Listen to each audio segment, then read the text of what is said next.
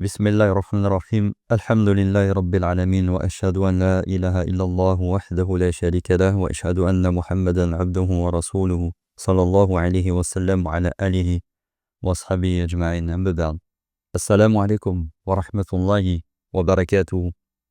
Mes bien chers frères et sœurs en islam, nous voici réunis pour la continuité de la lecture de notre livre du noble cheikh Mohammed ibn Salih al-Uthaymin, rahimahullah ta'ala, qu'Allah lui fasse miséricorde, intitulé Majalisu Shahri Ramadan, les assises du mois de Ramadan.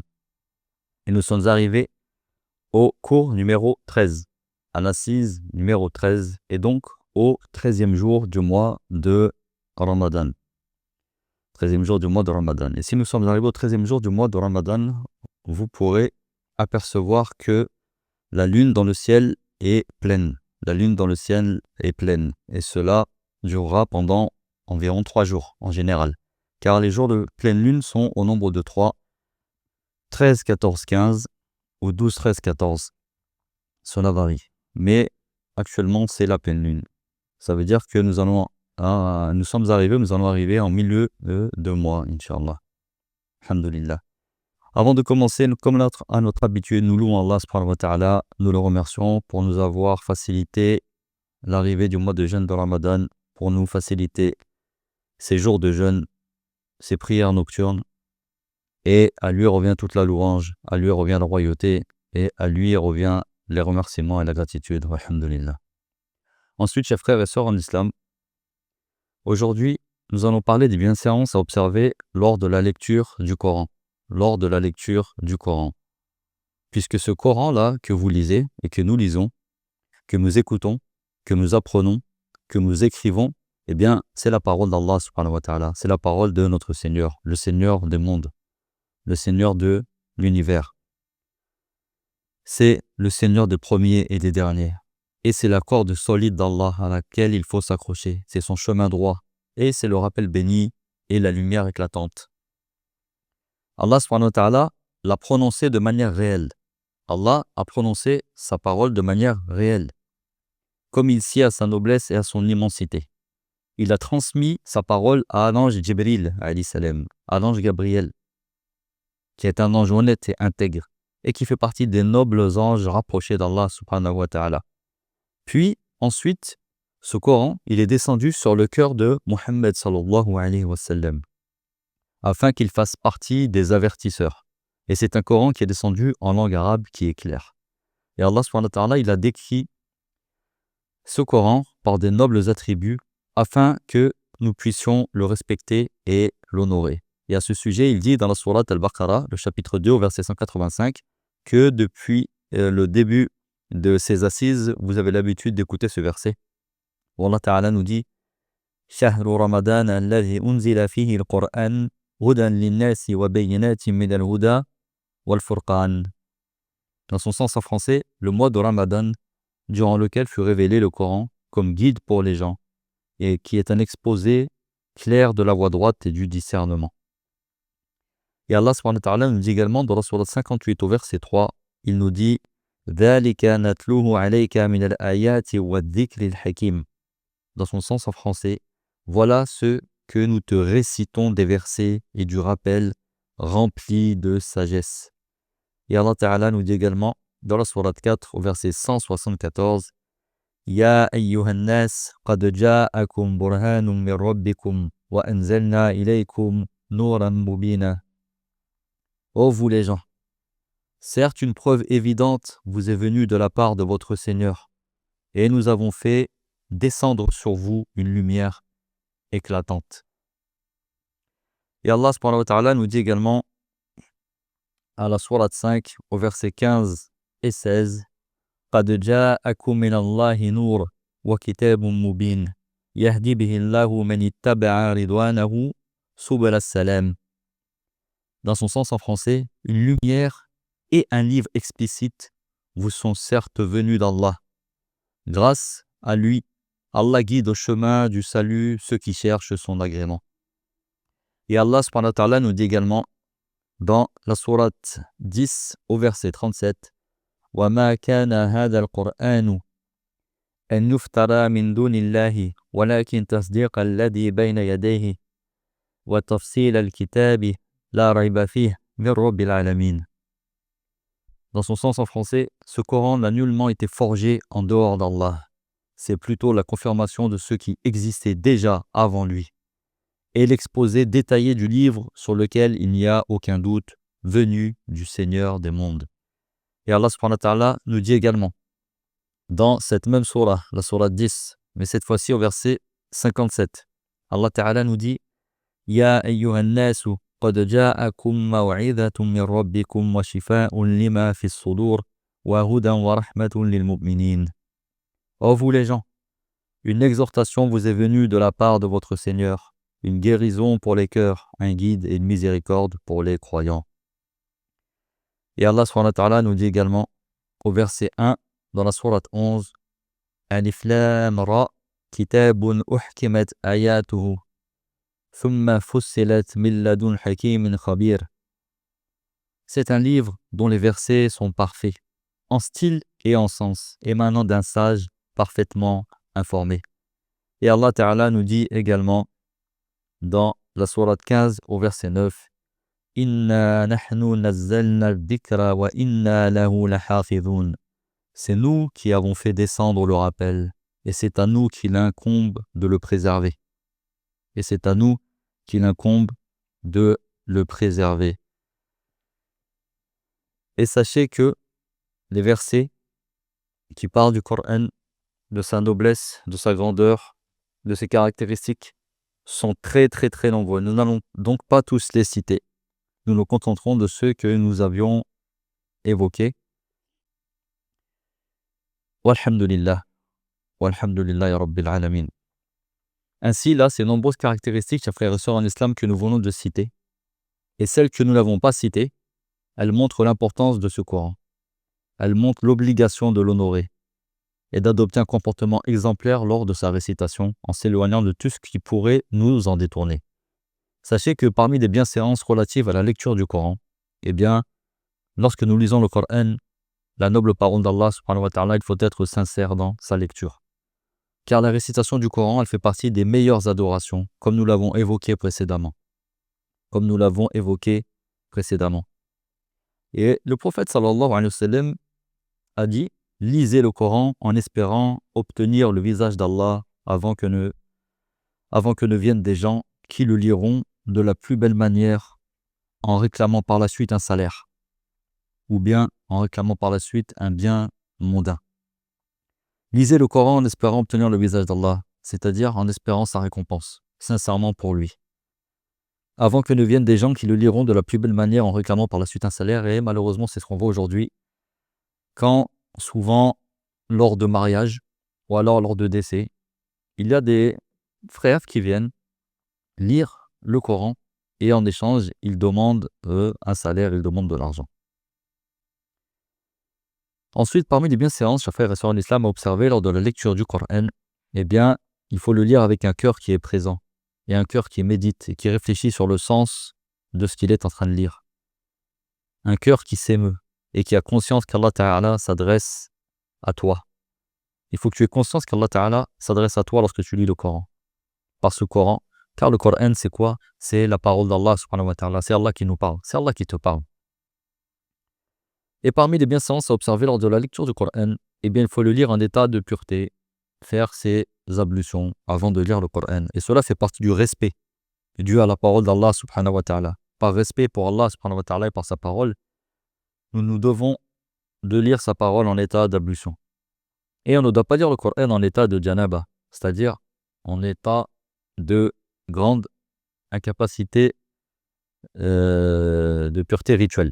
C'est-à-dire après avoir eu par exemple un rapport intime ou après avoir eu ses menstrues ou pendant qu'on a ses menstrues ou pendant que alors que nous ne sommes pas encore purifiés en ayant fait les grandes ablutions. Jusqu'à ce qu'on se purifie. Avec de l'eau bien évidemment. Et si on ne trouve pas d'eau, on peut avoir recours au tayammum, aux ablutions sèches. Et si on ne peut pas utiliser de l'eau et qu'on n'en trouve pas, ou s'il est malade, Eh bien, dans ce cas, le tayammum est de mise. Comme je vous ai dit, les ablutions sèches. S'il n'y a pas d'eau ou si la personne est malade, eh bien, on peut faire les ablutions sèches et ensuite on pourra lire le Coran.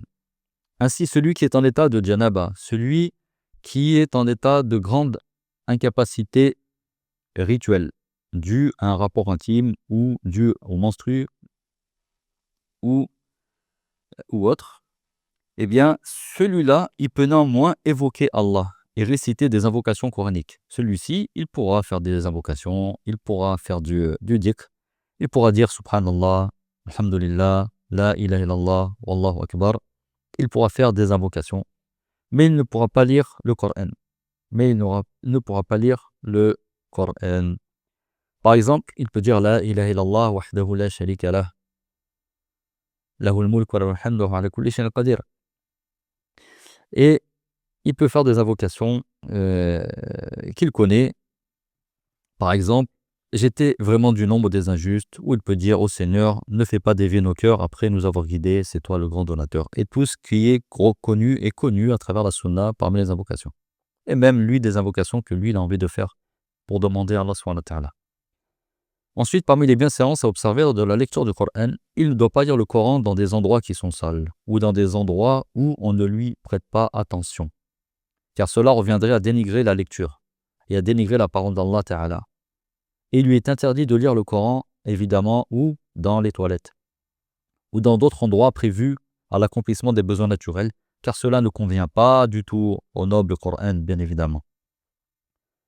Aussi, parmi les bienséances à observer lors de la lecture du Coran, il doit demander la protection d'Allah contre le diable maudit avant de commencer à lire la parole d'Allah, en vertu de sa parole, c'est-à-dire dans la sourate 16 au verset 98, où Allah Ta'ala nous dit فَإِذَا قَرَأْتَ الْقُرْآنَ فَاسْتَعِذْ بِاللَّهِ مِنَ الشَّيْطَانِ الرَّجِيمِ. Et lorsque tu souhaites lire le Coran, eh bien demande la protection d'Allah contre le diable maudit.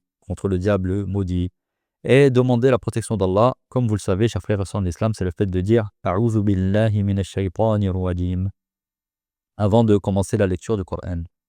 Et ce, eh bien, afin que le diable ne le détourne pas de la lecture ou de sa perfection. Il ne doit pas prononcer la basmala, le fait de dire Bismillahir Rahmanir Rahim, s'il commence la lecture au milieu d'un chapitre. Par exemple, vous allez vouloir lire le Coran et vous allez commencer une sourate, mais vous la prenez en milieu de sourate. Vous ne la commencez pas au début. Eh bien, vous n'aurez pas besoin de dire Bismillah ar-Rahman ar-Rahim. Car Bismillah ar-Rahman ar-Rahim se fait avant de commencer la sourate. Excepté pour surat at-Tawbah. Donc, on n'a pas besoin de dire la basmala si on commence la lecture au milieu d'un chapitre. Par contre, si on commence la lecture au début d'un chapitre, eh bien évidemment, comme je viens de le dire, il devra dire la basmala. D'accord? Excepté pour le chapitre at-Tawbah, le repentir, car cette formule n'est pas citée à son commencement. Et d'ailleurs, à ce sujet, les compagnons, radiyallahu anhum, qui retranscrivaient le Coran, s'interrogèrent à son sujet. Est-ce que la basmala, c'est un chapitre à part entière ou la suite du chapitre précédemment, ou la suite du chapitre précédent? C'est-à-dire là, on parle de Surat al-Repentir. Et avant Surat al-Repentir, il y a Surat al-Anfal. D'accord? Et ils se sont interrogés sur le fait que comme on ne dit pas la basmala avant de commencer la Surat le Repentir, est-ce que en fait Surat le Repentir, est-ce que c'est la continuité de la Surat le butin, de la Surat al-Anfal? Eh bien, ils décidèrent alors de l'écrire sans la basmala. Et cet effort d'interprétation de leur part est ce que nous retrouvons de nos jours dans les exemplaires du Coran. Et il ne fait aucun doute que cela est juste. Car si la basmala avait été révélée au début de ce chapitre, c'est-à-dire la sourate le Repentir, au début de la sourate le Repentir, elle aurait été rapportée. Pourquoi? Parce qu'Allah subhanahu wa ta'ala, il en a garanti la préservation lorsqu'il nous dit Inna nahnu nazzalna dhikra wa inna lahu lahafizun. Allah ta'ala nous dit c'est nous qui avons fait descendre le rappel et à nous en incombe sa préservation. Donc sachez qu'Allah subhanahu wa ta'ala, il a préservé son Coran. Donc ne vous inquiétez pas et ne vous embêtez pas quand vous entendez oui mais le Coran depuis tout ce temps il a peut-être été changé, il y a peut-être des mots qui ont été déplacés et ainsi de suite. Là, jamais puisqu'Allah vient de te dire que c'est lui qui a fait descendre le rappel et que c'est lui qui le préserve. Jusqu'à la fin des temps, le Coran demeurera inchangé. Impossible de toucher un mot. Impossible d'enlever un mot, d'enlever une lettre ou autre. Car c'est Allah subhanahu wa ta'ala qui préserve sa révélation. Ensuite, parmi les bienséances à observer lors de la lecture du Coran, il doit embellir sa voix. Et oui, tu dois embellir ta voix et tu dois le psalmodier. En effet, Abu Huraira radiallahu anhu rapporte que le prophète sallallahu alayhi wa sallam a dit: Allah n'écoute pas avec plus d'attention un prophète à la voix mélodieuse qui récite le Coran à voix haute. Et Jubair radiallahu anhu rapporte: j'ai entendu le prophète sallallahu alayhi wa sallam réciter le chapitre At-Tur dans la prière du Maghrib, c'est-à-dire la 4e prière, celle du coucher du soleil. Je n'ai jamais entendu quelqu'un réciter avec une plus belle voix que la sienne, sallallahu alayhi wa sallam. Par contre, s'il y a des gens près de lui qui peuvent être gênés par notre lecture, s'il y a des gens qui sont à côté de nous alors que nous on est en train de réciter à voix haute, comme quelqu'un par exemple qui est en train de dormir, par exemple, quelqu'un qui est en train de prier, ou quelqu'un qui est en train de réviser ses cours ou autre, alors il ne doit pas élever la voix pour ne pas les déranger. Alors, il ne faut pas élever la voix afin de ne pas déranger les prieurs. Et là, j'adresse un message aux frères et aux sœurs qui, dans les mosquées, qui récitent le Coran à voix haute comme s'ils étaient en prière de Tarawih. Donc, mes frères et sœurs, s'il vous plaît, baissez la voix.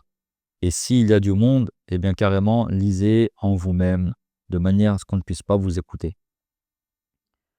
Ensuite, le prophète sallallahu alayhi wa sallam, il sortit un jour de chez lui et il trouva des gens en train de prier à voix haute dans la mosquée. Il trouva des gens en train de prier à voix haute dans la mosquée. Il dit alors: le prieur s'adresse à son Seigneur, qu'il observe donc comment il s'adresse à lui. Et n'élevez pas la voix les uns sur les autres en lisant le Coran. Et n'élevez pas la voix les uns sur les autres en lisant le Coran.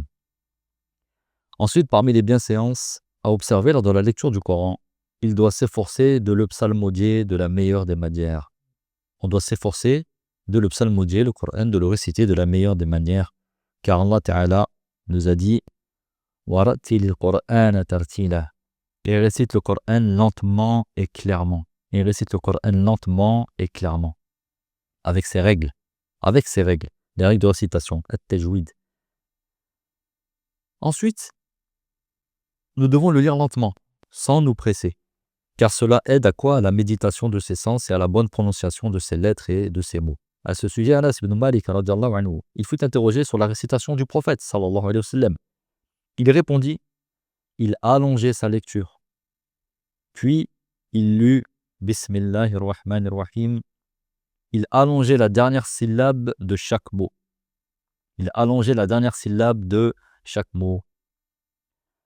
Salama fut interrogée sur la récitation du prophète radiyallahu anha. Sur la récitation du prophète sallallahu alayhi wa sallam.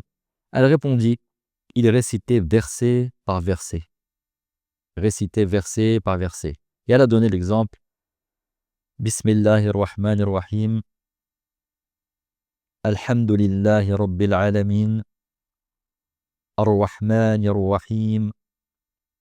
Maliki Yawmiddin. Et ainsi de suite. Verset par verset. Abdullah ibn Mas'ud radiyallahu anhu disait: ne le lisez pas rapidement comme on lit des vers de poésie. Ne le lisez pas rapidement comme on lit des vers de poésie. Arrêtez-vous sur ces versets étonnants et faites vibrer les cœurs par sa lecture.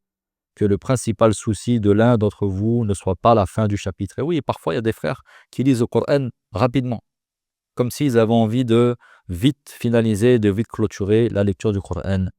Non, prends exemple sur le prophète sallallahu alayhi wa sallam. Prends exemple sur ses compagnons radiyallahu anhum. Prends exemple sur les salafus salih, les pieux prédécesseurs, et les grands imams de la communauté qui sont connus pour leur piété. Rahimahumullah. Ainsi, il n'y a pas de mal aussi à lire le Coran de manière plus rapide, un peu plus rapide. Pourquoi? Tant que cela ne change pas les lettres, ou que cela nuise aux règles de la lecture. Si cela modifie une lettre, alors il est interdit de le lire ainsi, car cela revient à transformer le Coran. On ne va pas non plus dire qu'il faut lire le Coran au ralenti, c'est pas ce que nous avons dit. Mais si on veut le lire un peu plus vite, alhamdoulilah, tant qu'on prononce comme il faut les lettres. Ainsi, parmi les bienséances à observer lors de la lecture du Coran, eh bien, il convient de se prosterner lors de la lecture d'un verset qui contient une prosternation. Et vous pourrez voir, ceux qui ont l'habitude de lire le Coran, en langue arabe en particulier, sous un verset de prosternation, il y a un trait. Il y a un trait qui est imprimé. Cela nous indique qu'à ce moment-là, il y a une prosternation à faire. Donc, il convient de se prosterner lors de la lecture d'un verset qui contient une prosternation si on est en état d'ablution. Et cela à n'importe quel moment de la journée ou de la nuit. On prononcera le takbir, Allahu Akbar, en se prosternant et on dira Subhana Rabbiyal A'la. Puis, on peut invoquer Allah subhanahu wa ta'ala et on se relève ensuite sans prononcer de takbir par contre. D'accord? On se relève sans dire Allahu Akbar, sans faire de salutation, car cela n'a jamais été rapporté du prophète sallallahu alayhi wa sallam. D'accord? Sauf lorsqu'il est en prière, bien évidemment. Lorsqu'on fait la prière, à la fin de la prière, une fois qu'on a fini le tashahhud, eh bien, on salue à droite et à gauche.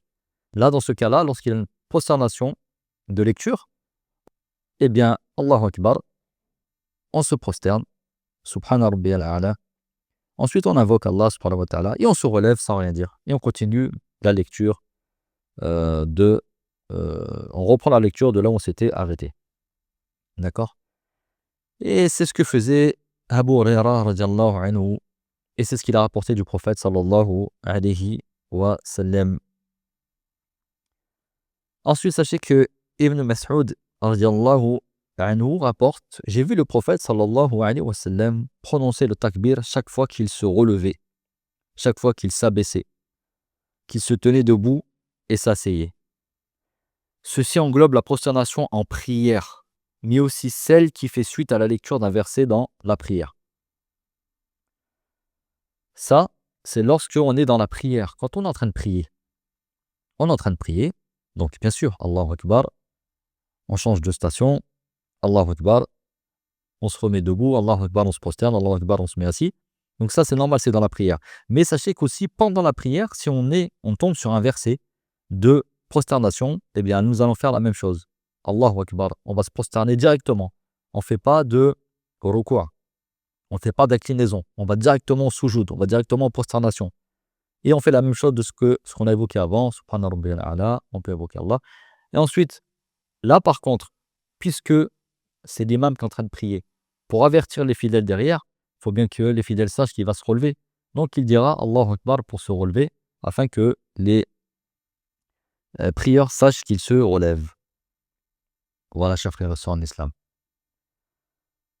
Ainsi s'achève la lecture numéro 13 de cette assise. Et nous avons vu quelques bienséances relatives à la lecture du Coran.